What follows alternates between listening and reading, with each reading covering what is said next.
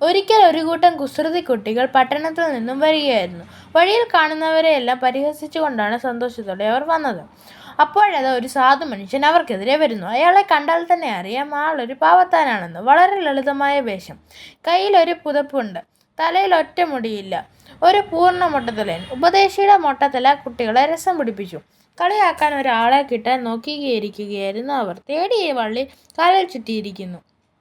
സംഘത്തലവൻ മറ്റുള്ളവരോടായി കൂടിയാലോചിച്ചു.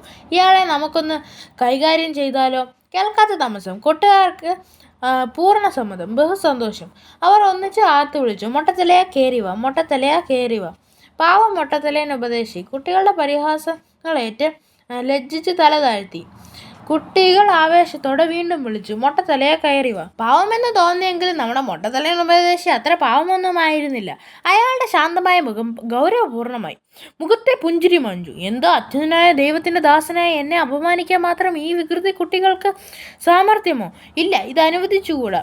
ഇവരെ ഒരു പാഠം പഠിപ്പിക്കുക തന്നെ. അദ്ദേഹം ഒരു നിമിഷം ആലോചിച്ച ശേഷം കുട്ടികളെ യഹോവയുടെ നാമത്തിൽ ശപിച്ചു. ഒരു നിമിഷം, അത് 2 പെൺകരടികൾ ഗർജിച്ചുകൊണ്ട് കാട്ടിൽ നിന്ന് വരുന്നു. കുട്ടികൾ പേടിച്ചു വിറച്ചു. അവരുടെ ചിരിയും സന്തോഷവും എല്ലാം മൂടി മറിഞ്ഞു. എന്തു ചെയ്യും? കരടിയിൽ നിന്ന് എങ്ങനെ രക്ഷപ്പെടും? രക്ഷിക്കണേ, രക്ഷിക്കണേ, അവർ നിലവിളിച്ചു. ഒരു രക്ഷയും ഉണ്ടായില്ല. നിമിഷ നേരം കൊണ്ട് കരടി അവരിൽ 42 പേരെ കീറിക്കളഞ്ഞു. എത്ര പരിതാപകരമല്ലേ പരിഹാസത്തിന്റെ ഫലം. മൊട്ടത്തലയൻ ഉപദേശി ആരാണെന്ന് മനസ്സിലായോ? ദൈവത്തിന്റെ പ്രവാചകനായ ഏലീശ. ഏലിയാവിന്റെ ഇരട്ടി ശക്തിയുള്ള ഏലീശ. യഹോവയുടെ നാമത്തിൽ അത്ഭുതങ്ങളും അടയാളങ്ങളും ചെയ്യുന്നവൻ. പാവം കുട്ടികൾ ഇത് വല്ലതും അറിഞ്ഞോ? വെറും ഒരു തമാശയ്ക്ക് വേണ്ടി ചെയ്തതാണ്.